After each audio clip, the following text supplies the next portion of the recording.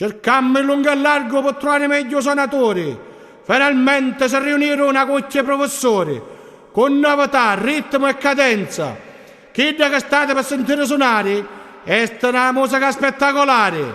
Peppe Calà, Gian Domenico Calà e Peppe Girasole, partite con sta tarantella facendo furore!